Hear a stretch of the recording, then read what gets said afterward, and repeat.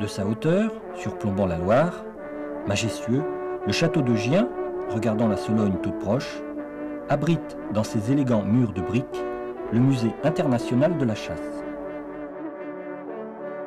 À travers la peinture, la sculpture et les arts décoratifs, celui-ci présente l'évolution des pratiques cynégétiques ainsi que leur histoire tout au long des siècles.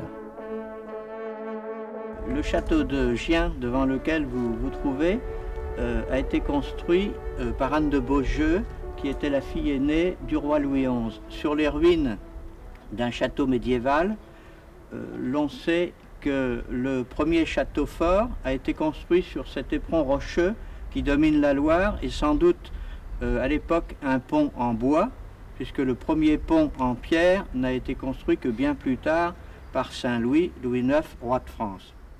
Jeanne d'Arc est passée à Gien 4 fois, dont avec Charles VII avec l'armée du Sacre. C'est-à-dire que dans cette cour où nous nous trouvons, Charles VII, qui n'était pas roi mais qui était le dauphin à l'époque, a passé en revue l'armée du Sacre qui comprenait 8000 hommes d'armes, écuyers et chevaliers, à la tête desquels étaient Jeanne d'Arc et sa bannière. C'est aussi en souvenir de cet événement que l'église de Gien a été débaptisée, s'appelle l'église Sainte-Jeanne d'Arc.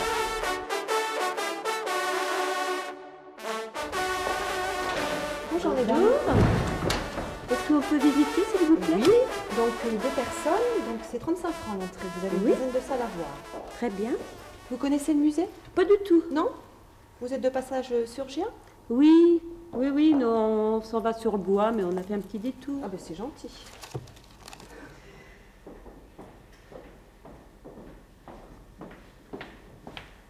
Bienvenue au musée de la chasse. Alors nous avons bien sûr un musée qui a été créé en 1952, le 20 juillet 1952, sous l'initiative de M. Pierre-Louis Duchart, inspecteur des musées de province. Également, il faut savoir que ce musée est très dense, il y a une quinzaine de salles à découvrir, donc une visite qui représente environ une bonne heure et demie. Alors nous verrons bien sûr les arts inspirés par la chasse, les techniques, de la préhistoire jusqu'à nos jours. Et sans plus attendre, je vous propose la première vitrine qui est là, notre portée, où on voit bien sûr au XIe, XIIe siècle apparaissent des arbalètes. Alors ces armes sont très ouvragées, très travaillées. Vous voyez, toutes ces incrustations, ce travail très important, représenté sur celle-ci en particulier. Et dans la partie centrale, une arbalète à galet, dérivation du mot galet. Alors ces petites limailles, ces petites pierres, on les mettait dans ce petit nid, et c'était comme une fronde améliorée, en l'occurrence ça tuait le menu gibier, donc les oiseaux. Il paraît-il que la reine Catherine de Médicis, mère de 3 rois de France, utilisa ce genre d'armes. Alors ces armes sont dites silencieuses parce qu'elles n'émettent pas de bruit, contrairement aux armes à feu, donc on va voir l'évolution en progressant un petit peu dans cette salle. Alors ici, dans le fond de cette salle, nous avons une magnifique vitrine. Alors, on peut découvrir en particulier les 3 armes représentées ici. Et là, une arquebuse pour dame, plus petite, plus légère, avec incrustation de nacre qui est représentée là. Et dans la partie centrale, on va prendre celle-ci en considération, 5 opérations bien précises. Premièrement, ces gens-là chargeaient par le fût du canon, ils mettaient de la bourre, de la poudre, des projectiles, ils tassaient avec une baguette dans le fût du canon. Ensuite, dans le serpentin, c'est l'ancêtre du chien, c'est cette partie métallique qui est là. Ils inséraient un morceau de pyrite de fer. Plus tard, ce sera du silex. Mais à l'origine, c'était de la pyrite de fer qui était beaucoup plus friable que le silex. Avec un instrument spécifique qu'on appelle le pulvérin, donc ça vient du latin pulver, qui veut dire poudre, eh bien, on déposait de la poudre noire très concassée dans ce petit réservoir, dans ce petit bassinet qui est là. Un système. Donc pour mettre tout cela en coordination, on remontait le rouet. Donc de plusieurs tours jusqu'à ce qu'il y ait blocage avec une petite clé, voyez-vous. Et c'était un petit peu l'ancêtre de la pierre à briquet, c'était mu par un ressort, en quelque sorte, voyez-vous. Alors ça, c'est les 4 premières opérations. La finale, le terme de l'aboutissement de tout cela, lorsqu'on appuyait sur la queue de détente, simultanément, en même temps, le serpentin se rabattait, il venait frotter sur cette petite roue qui était libérée. Il y avait bien sûr échauffement, production d'étincelles, et ça enflammait la poudre dans le petit bassinet, et le feu était communiqué par le trou lumière ou trou des vents, et communiqué au canon. Et seulement à ce moment-là, le coup partait. par des temps humides, par le vent, la pluie, la neige. Et puis aussi, je pense que la poudre noire était peut-être pas toujours de bonne qualité, mais il faut savoir qu'il y avait un inconvénient majeur pour ces armes, c'était le facteur poids. Alors, leur poids évoluait entre 7 à 12 kilos en moyenne. Ces gens-là n'épaulaient pas, ils surépolaient, c'est-à-dire qu'ils mettaient la petite crosse sur l'extrémité de leur épaule et ils plantaient une fourquine, sorte de fourche qui leur servait d'assise pour reposer le fût du canon. Malgré tout cela, la possibilité de pouvoir tuer du gibier, il y avait des grandes forêts, bon, tout ça, abondance de gibier, alors soit par ces armes officielles qui étaient l'apanage de la bourgeoisie, de l'aristocratie, ou soit bien sûr sans être préjudice de pouvoir se faire prendre par les braconniers, vous voyez, la nuit, donc au détriment pour pouvoir bien sûr chasser et pour avoir un petit peu de gibier. Les armes à feu, bien sûr, progressent par rapport aux arquebuses de tout à l'heure. On peut voir là des fusils simples à silex, fusils doubles à silex, datant des années 1650, c'est le début de la progression, la création de ces armes. Alors, par rapport à l'arquebuse, en les comparant, ces armes sont plus légères. Les incrustations sont différentes. Tout à l'heure, nous avions des incrustations d'ivoire, de nacre. Là, en l'occurrence, vous pouvez voir les métaux précieux, c'est des filaments d'or, vous voyez, représentés au départ du canon, au départ du tonnerre. Le maniement est beaucoup plus pratique puisqu'il n'y a plus besoin, on gagne gain de temps. De tout temps, l'homme a cherché au cours des siècles à gagner du temps. On peut le voir sur ces armes. Il n'y a plus besoin d'avoir, le rouet est abandonné. Il est remplacé tout simplement par cette languette métallique qu'on voit là, vous voyez, qui est très puissante. Le mécanisme est le même qu'auparavant. On charge toujours par le fût du canon, tout cela bien sûr. Il n'y a pas la cartouche, elle n'est encore pas créée. Et on met de la poudre dans ces petits réservoirs, vous voyez, en avant de cette languette métallique. Également le silex qui a substitué, comme je vous ai parlé tout à l'heure, qui a remplacé la pyrite de fer. Et lorsqu'on appuie sur la queue de détente, vous voyez, on le voit mal, mais on peut le voir sur celui-ci à l'envers, voyez-vous, lorsqu'on appuie sur la queue de détente, le silex vient taper très fort sur la languette métallique, production d'étincelles, ça enflamme la poudre dans le petit bassinet et le coup part.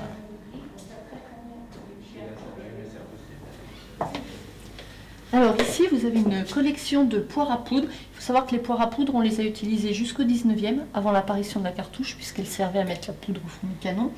Et cette collection est intéressante, puisqu'en fait, elle nous montre les différents matériaux qu'on peut utiliser, enfin qu'on pouvait utiliser à l'époque pour les fabriquer. Donc vous en aviez en corne, toutes celles qui sont au centre de la vitrine. C'était un des modèles les plus répandus. Les plus répandus, c'était celles qui étaient surtout en cuivre. On pouvait en avoir en étain ou en fer, quelques-unes en cuir. Et il y en a une qui est très particulière, c'est celle-ci qui est en peau de galucha. Alors le galucha, c'est de la peau de requin ou de raie qui est travaillée bon, comme le cuir. Et en fait, son nom lui vient de Monsieur Galucha qui a travaillé cette matière et qui a fait énormément de mobilier pour Hermès en galucha. Et vous en avez une autre qui est particulière aussi, qui est en noix de coco. Alors celles-ci, elles étaient réalisées par les prisonniers qui étaient envoyés au bagne. Et en bas de la vitrine, vous retrouvez les pulvérins, les petites poires à poudre, en fait, dans lesquelles était contenue la poudre d'amance.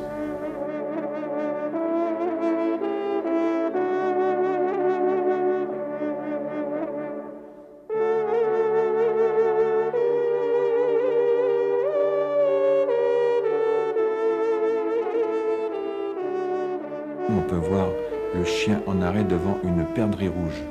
Ce tableau a été réalisé par un artiste fécond de l'époque du roi Louis XV, Jean-Baptiste Oudry, 1686-1755, un artiste qui représente dans la lignée de Desportes les animaux, la scène de chasse avec une vérité éclatante.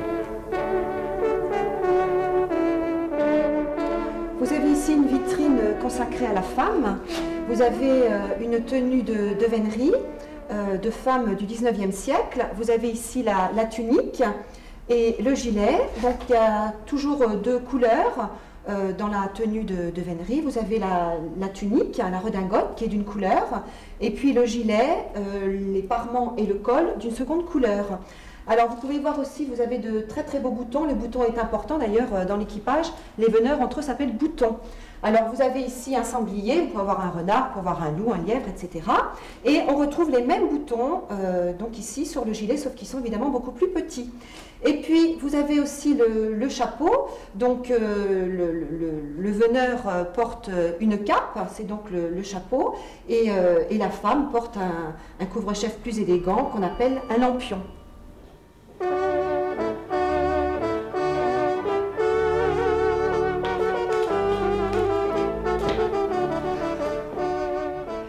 voici une belle collection d'éventails, un objet très féminin. Vous avez ici l'éventail en plume d'autruche blanche, en plume d'autruche noire, l'éventail en plume de jais, l'éventail en plume de tragopan, qui est un faisan qui vit en Himalaya, et celui-ci, l'éventail en plume de bécasse. Il a été réalisé avec la plume de peintre de la bécasse. Alors il a fallu 1500 bécasses pour faire cet éventail, vu que la bécasse possède une plume de peintre sous chaque aile.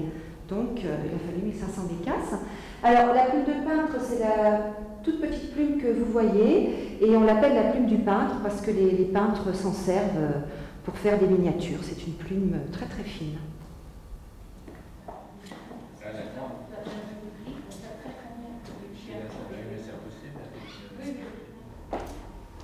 Alors, ce couloir, il a été entièrement dédié à la mémoire de M. Henri Liénarès, qui était peintre animalier et dont les œuvres ont été reprises par la maison de couture Hermès. Et ces œuvres font l'objet d'un cadeau qui nous a été offert pour les 40 ans du musée. Ce sont des œuvres qui ont été encadrées par la maison Hermès elle-même en loupe d'or main.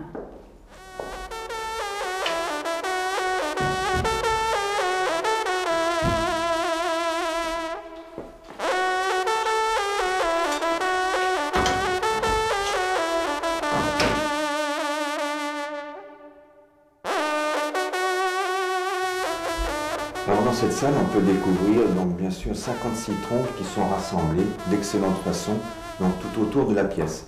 En particulier, il faut savoir que la trompe de chasse sert bien sûr pour réguler, pour harmoniser la pratique de la chasse à courre. C'est un moyen de communication entre les hommes et les chiens, entre les hommes entre eux. On peut découvrir en particulier la trompe de la vénerie du roi Louis XIV. C'est la plus petite avant roulement, elle fait 2,28 m avant roulement. Un tour et demi, et c'est la seule qui sonne en tonalité, donc le Do.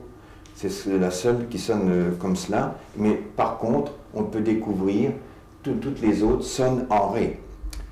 Au-dessus de cette trompe, on peut découvrir la Dauphine. La Dauphine a été créée en 1729 par le facteur de trompe, M. Lebrun. Un facteur de trompe, c'est un monsieur qui fabrique les trompes. Cette profession de nos jours, donc, là, au stade artisanal, est en voie de disparition. Les caractéristiques de cette trompe, 4,545 m, 2 tours et demi, elle sonne donc en Ré. Également, nous avons les trompes dites d'Orléans, et elles ont été créées donc dans les années 1820 à 1830, donc avant le règne du roi Louis-Philippe d'Orléans, dernier roi des Français. Les caractéristiques, donc 4,545 m, 3 tours et demi, elles sonnent en Ré. Vous avez également des petites trompes appelées maricourt. Elles servent à la petite vénerie, la chasse à courre à pied, la chasse à courre donc du lièvre. On peut les tenir à la main et sonner. Contrairement aux autres, ce sont des cavaliers qui peuvent les passer autour du cou.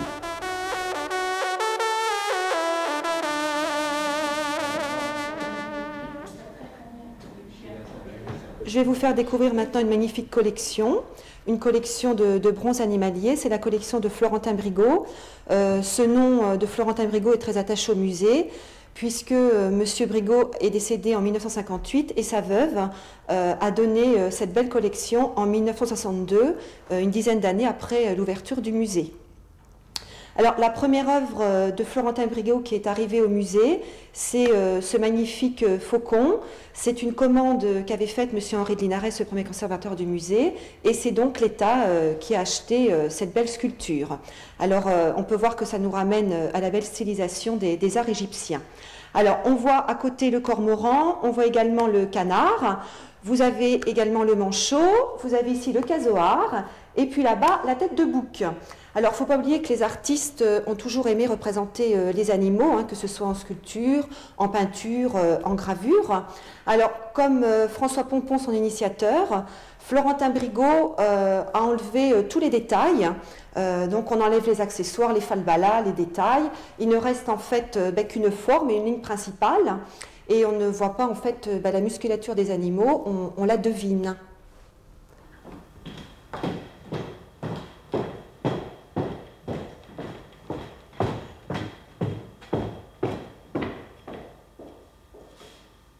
Voici la salle consacrée maintenant à Florentin Brigot.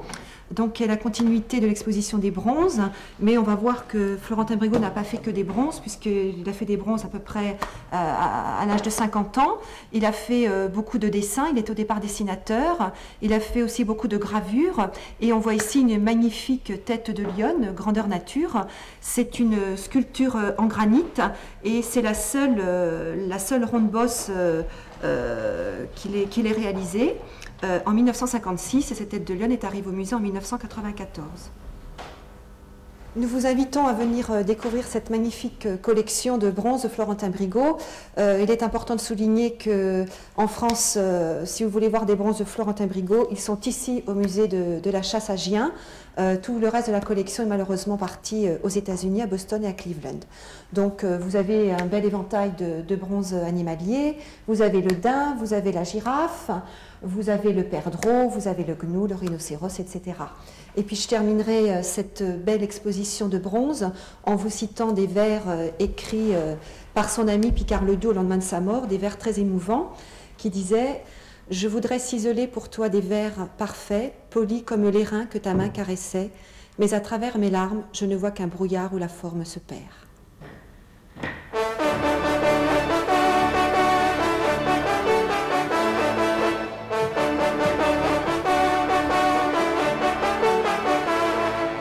Nous sommes ici dans la salle Alexandre-François Desportes, qui est une des plus belles salles du Musée international de la chasse.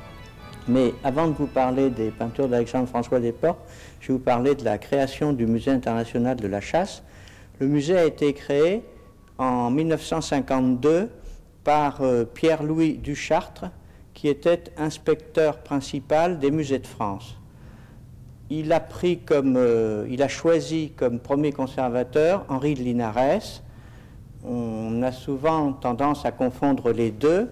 Le créateur, c'est Pierre-Louis Duchartre, et le premier conservateur, Henri de Linares. Mais il est vrai qu'Henri de Linares, pendant les, je crois, quelques 35 ans où il a été conservateur de ce musée, c'est-à-dire jusqu'à son décès, il a passé sa vie à remplir ce musée d'œuvres d'art, de pièces concernant les techniques de la chasse. Alexandre-François Desportes est arrivé au tout début, c'est-à-dire qu'il fallait remplir ce musée et il fallait le remplir vite. Donc Pierre-Louis Duchartre a réussi à obtenir ce dépôt d'état qui comporte presque 80 tableaux, c'est-à-dire que nous avons à Gien la plus grosse collection mondiale de peintures de Desportes. Alexandre-François Desportes était le peintre officiel du roi Louis XIV. À ce titre, il a exécuté beaucoup d'œuvres pour le roi, également pour les princes et pour tous les grands du royaume et de ce monde de l'époque. Vous apercevrez que la nature morte, normalement tous les animaux sont morts, et vous verrez toujours dans un petit coin de ce tableau, de cet immense tableau, vous verrez toujours une dualité entre un chat et un chien qui donne en fait une vie particulière au tableau. Vous avez dans cette collection le plus grand tableau qui est la chasse au loup, qui est magnifique, qui avait été commandé à l'époque par le grand dauphin.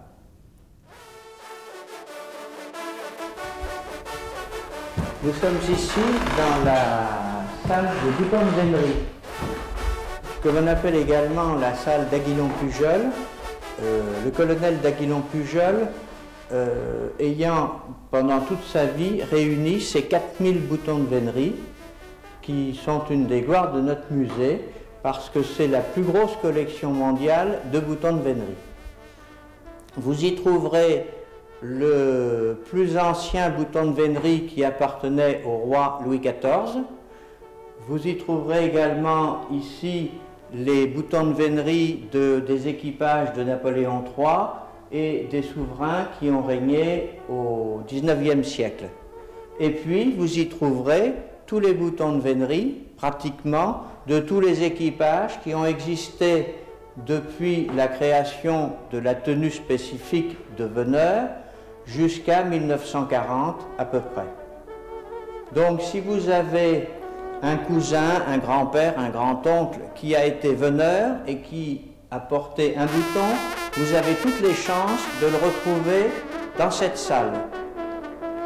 Grâce à la nomenclature qui se trouve là-bas, devant moi, vous avez les noms des équipages et vous avez le nom du maître d'équipage qui vous renvoie à la vitrine et à la petite salle.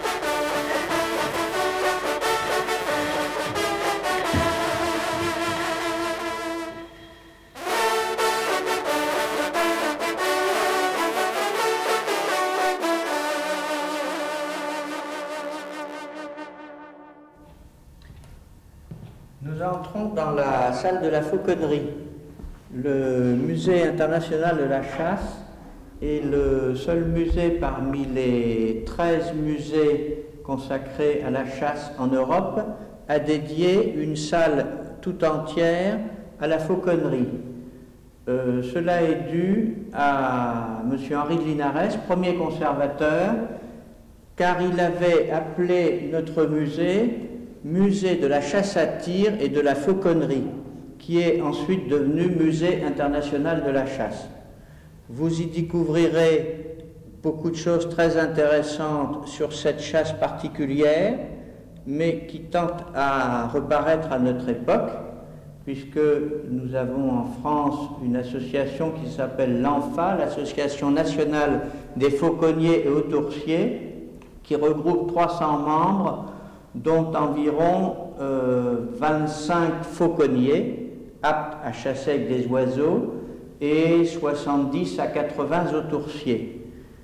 Vous découvrirez dans cette salle cette magnifique tenture que l'on appelle tapisserie, que l'on appelle la tenture de la chasse du roi François Ier, qui est une chasse au héron.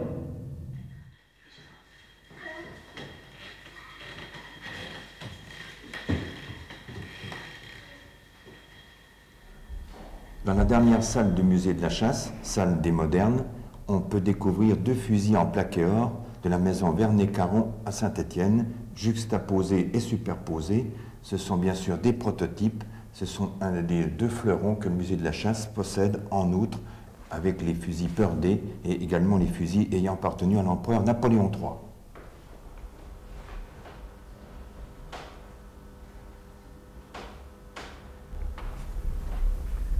Alors nous sommes dans une grande salle consacrée donc à l'exposition de M. Étienne Bois-Lambert. Cette salle a été créée en 1972 pour le 20e anniversaire de la création du musée. Nous avons ici près de 500 trophées, ce qui représente 50 années de chasse, soit une moyenne de 10 trophées tués par an, tués par M. Bois-Lambert, donc Étienne Bois-Lambert, qui avait occupé différentes positions sociales, qui bien sûr fut président d'honneur du Conseil international de la chasse, ambassadeur dans divers pays africains, également ami personnel du général de Gaulle. En matière de chasse, il faut savoir qu'une phrase significative résume la conception de chasse de ce personnage. Grand ami des animaux, les approcha toujours scrupuleusement à pied et dans des miradors à l'aide de jumelles, il repéra les animaux qui étaient en proie à des situations difficiles, délicates, telles que malformations, maladies congénitales, blessures, consanguinité, dégénérescence, vieillesse. Vous voyez, on peut en voir quelques exemples significatifs sur ces modèles représentés là, également des têtes bizarres. Là, vous avez bien sûr une anomalie congénitale que l'on peut découvrir sur ces 3 massacres superposés. Également là, il manque des bois.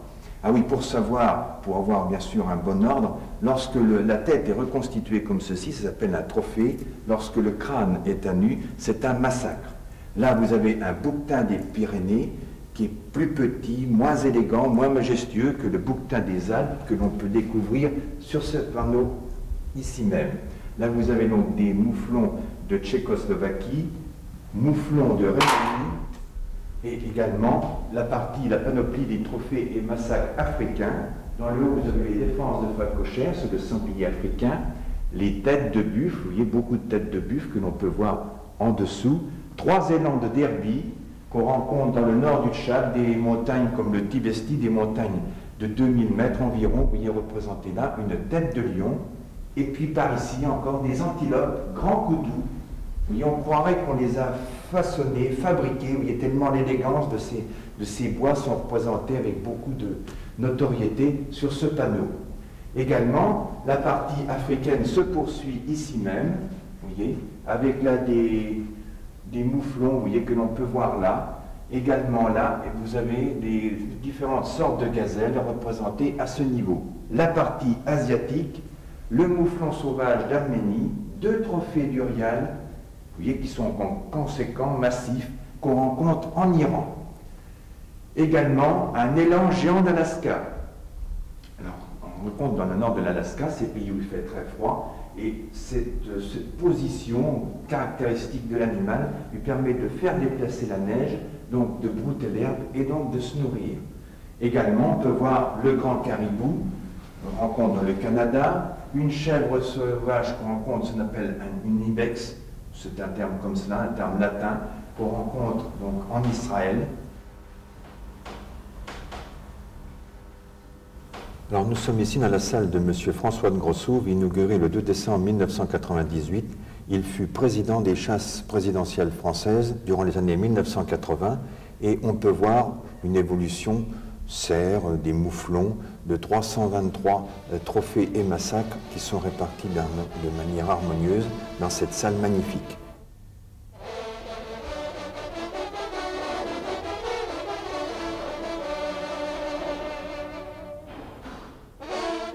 Pour terminer notre visite, nous avons la possibilité de découvrir le seul vitrail dans ce musée, un vitrail de Vénongal de 1976, nous reproduisant le miracle de Saint-Hubert.